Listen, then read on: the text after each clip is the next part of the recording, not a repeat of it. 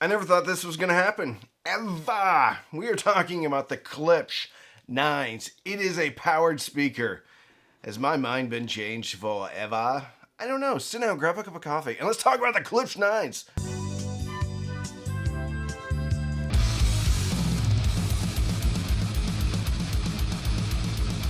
I have never been a huge fan of powered speakers. I always kind of felt like either A, they were too small, B, that they sounded not dynamic. They sounded super flat, super in the mid-range, super on the bottom end. Basically just kind of like, not a transistor radio.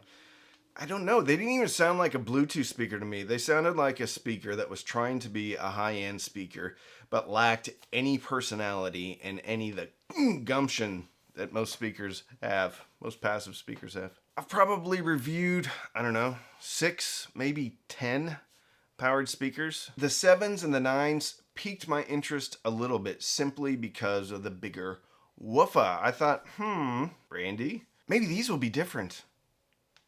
Still had reservations. Let's talk about the specs.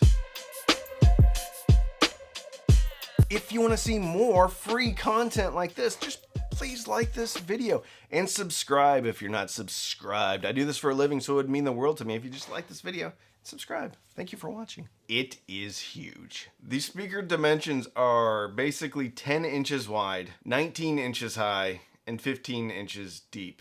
That doesn't sound really that big, but it's ginormous. It's legit a little bit smaller than my Wharfdale Linton. Big, big, big. You get a 1-inch titanium tweeter and a Tractrix horn, 8-inch high excursion woofer, and to me it looks like it's pulp paper pulp. And then on the back you have the rear firing port. These look very similar to like the RP600 line. So if there was an RP900M, this is kind of what it would look like. And how cool if that speaker did exist. Be pretty cool. 2 internal amps. So it's bi-amps. Out of the box bi-amping. Should make some people excited. 100 watts per woofer, 20 watts per tweeter. Reported frequency response is 34 hertz all the way up to 25,000 hertz. And it's plus or minus 3 dB. And then max SPL of 150 dB. That's pretty loud. What's on the back? On the back, it's actually pretty straightforward, but it's very usable. So you have an HDMI ARC connection. And I gotta tell you, we'll get into this more later, but I had these legitimately up and running within 5 minutes of starting to take other things out. And I had a bunch of stuff out there. I put them up, hooked them up to the TV, and I was done. They worked the first time out of the box. It was amazing. On the top, HDMI ARC. Over next to it is a service, I'm assuming for firmware. Next to that is a switch, left or right. You can't always have the left speaker or the main speaker right next to an outlet. So sometimes it needs to be to the right. So you get to switch left or right. There's also a button right next to it for pairing. Bluetooth pairing. Next to that, you have an RCA input. It is pulling double duty, so it can be a phono preamp, or it can be just a regular old analog input. Next to that, you have a 3.5 millimeter input, which means you have 2 analog inputs, or 1 analog input and 1 phono preamp. Next to that, you got your sub out. And next to that, you have your DAC. DAC in. You have 1 optical connection and 1 USB connection, like the printer cable style connection. So you basically have 3 digital inputs, HDMI, ARC, optical, USB. You have 2 analog inputs, or 1 phono stage and 1 3.5 millimeter inputs. The DAC is stated to be 24-bit, 192 kilohertz. So it will handle all of the current high definition music, all of your high definition music needs. And then at the bottom there is I don't know if you call it XLR. Anyway, it's a threaded cable. And so it's running power and signal over to the other speaker. It's a 4-pin, and the cable is, I think, 13 foot wide, and then there's an extension as well. So you can get it pretty wide. Got to talk about the phonoground. There's a phonoground. So connect your phonoground to the phonoground if you're using the internal phono preamp on the Klipsch. How do they look? So this is placed in the Heritage line amongst icons as the Heresy, the Forte, the K-Horns, all the good speakers that Klipsch has been known for. Klipsch has been known for, that they've been making for decades. This is in that Heritage line. And it looks it. It's really, really good looking. I have the black ash. Really wish I would have got the walnut, because the walnuts are beautiful. Anyway, it's got real wood veneer on the side. It feels so good. It legit feels like when you're running your hand on top of the Heresy or something like that. It's really nice. Really nice. The knobs on the top, too. Knurled, smooth, well machined, metal knobs. Very cool looking knobs on the top. Absolutely beautiful. Beautiful. Definitely does not feel like the clones, the powered speaker clones that most of the other companies are putting out. Price-wise, they're pretty expensive, $1,500 a pair. We'll get into that again later, but $1,500 a pair isn't as much as you think it is once you start peeling back the onion. I think Klipsch knocked it out of the park with the way these things look. How do they work? Well, you get a remote control. It's pretty good, too. So you can control it on top of the speaker, or you can control it with the included remote control. Right here, you have volume up, volume down, sub level, which is quite convenient. Then you have sub phase right here. And then you have your inputs. So you have TV, auxiliary, USB, optical, phono, Bluetooth. And then you have a play pause button right here. And then you have right there, mute button. On top of the speaker, you have two rotating dials, and they are awesome. They feel great, and guess what? My 6-year-old figured out how to use them. Well, she turned them way up because there's a bit of a lag when you rotate it. And when you have a wheel, 6-year-olds like to spin it. So she spun it way up, and I was in the kitchen. All of a sudden, it sounded like Chase crashed through my living room wall with his Paw Patrol vehicle. And she flipped out. She was like trying to figure out. So anyway, she figured it out. She figured out how to turn it up, and she figured out how to turn it down. The top wheel controls the input. The bottom wheel controls the volume. And I really loved that you do have that local control because it's super easy. Because when I am doing things for the kids or I'm running up to the TV, I use that local control multiple times to quickly turn down the volume of whatever animated television show or movie they were watching. Love the controls. I think they're perfect. How do they sound? They sound almost any way you want them to sound because of the application. Yes, that's right. There's an application. If you look up here, you have an EQ, you have dynamic bass, you have night mode. Not to be confused with Night Ranger mode. Settings and some other stuff, and then you can control volume right down here at the bottom. Here's the EQ. They have some ones that are baked in, flat, vocal, bass, rock, and they even have the devil horns like that, which I think is a nice detail. So it's a 3-band EQ, and you can adjust it in addition to the dynamic bass. Dynamic bass is kind of half of a loudness control. It just boosts the bass. If it's too much boost though, you can just go back down and pull it down a little bit in the EQ. I found that these speakers flat are actually pretty good. And when I added a subwoofer, I didn't really feel like I needed to tweak them that much. What I ended up on was putting on dynamic bass and then keeping mid-range pretty much where it was at. And then I would pop up the treble just a little bit to put a little spice in it. And the good thing is the treble is actually turning up the treble.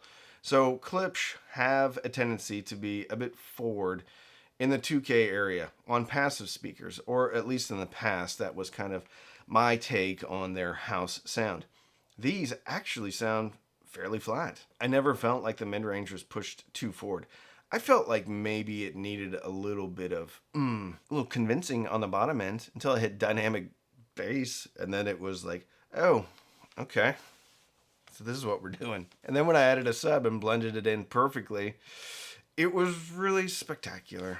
So soundstage and imaging is really pinpoint and wide.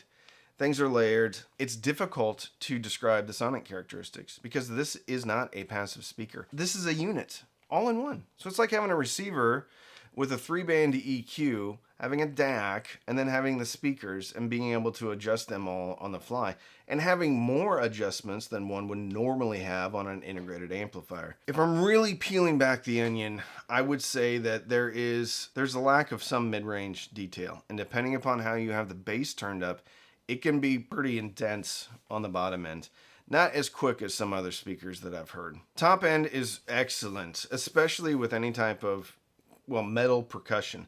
So cymbals, bells, the bell tone, any stuff like that is unrivaled. And that's one of the things I've learned about some aluminum dome and some titanium dome, is cymbals just sound exactly like cymbals, which makes sense.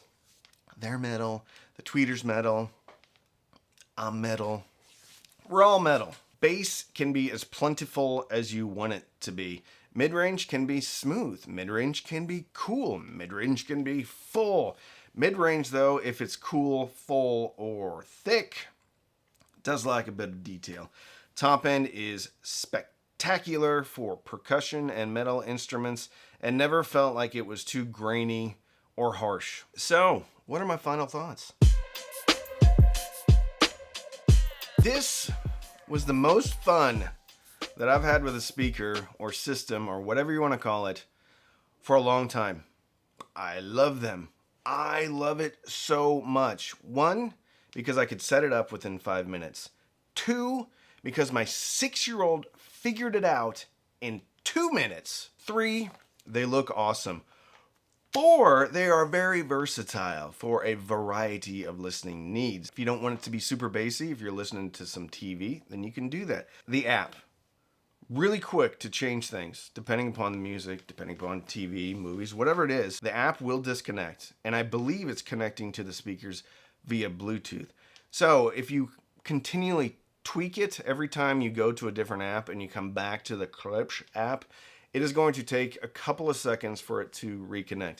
I never had an issue with it dropping connection, so it always would reconnect when I wanted it to.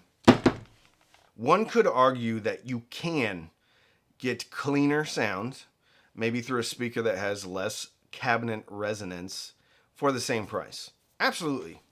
Absolutely. You could. You could get an integrated amp, and then you could get some speakers. You're not going to have the control, though.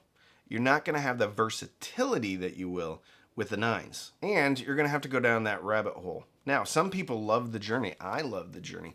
I love trying to find different things, putting them together, and having it be perfect. I'm not saying the Nines are perfect, but they get me 85% of the way there. And more importantly, they are fun, and I use them a lot. I've listened to more music in the living room since the Nines got here than I have any other component I've had since the channel started. I have enjoyed more music because it's easy and it's quick. This is the ultimate for convenience and enjoyability for a 2-channel system. It takes all the guesswork out of it. $1,500, little expensive, but there's an open box on Crutchfield right now for $1,300. And Klipsch has been known to put things on sale. So who knows what the Nines are going to come down to. I also have the 7s here, which I'm going to listen to as well. I think that's going to be a lot of fun. If they're anything like the Nines, I think I'm in for a treat. These speakers are big. This is the perfect speaker for somebody that wants to enjoy music at a high level. But yet doesn't want to mess around with a bunch of stuff. Or this is for your cabin in the woods, or your bungalow on the beach, or in your bedroom, to where if you travel and your significant other isn't into all the tweaking and the settings and all that. Upstairs, second room, first room, it's great. It's awesome. The phono stage sounds great. I had the U-turn theory hooked up to it. I can't believe how much I really enjoy this. Again, slight mid-range loss of detail. But this is not the Klipsch house sound that I've heard before. If anything, this thing is almost a little bit laid back. That's why I had to bump up the treble a little bit.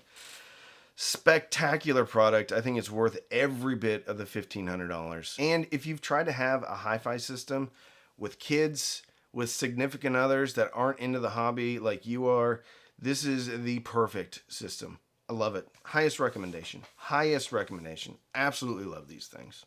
There is stuff out there that you could put together that could be arguably better when it comes to detail, maybe separation, But I had more fun with these than I did with anything else. So, if you want to support the channel, you can sign up for Patreon. Patreon.com/cheapaudioman. Every Sunday night, we have Patreon-only Zooms, Patreon-only Discord, Patreon-only Facebook group. You can also use the links in the description. Those are affiliate links, which means if you click and you buy, I do get a commission, but it doesn't cost you any more, so it's a great way to support the channel. You can also sign up for Amazon Music, Rune, or Tidal. Links in the description. Click sign up. They have a trial period. Even if you quit, I still get a couple of dollars. You can also buy me a cup of coffee. Down at the bottom of the video, there's a thanks button. Click on it. Buy me a cup of coffee. Support the channel, but don't feel compelled to buy me anything. So, don't binge watch anything on Netflix or Hulu unless you're using your Klipsch Nines to listen to it. Binge listen through your Klipsch Nines and fill your soul with happiness. And with that, I'm Randy. I'm the Cheap Audio Man.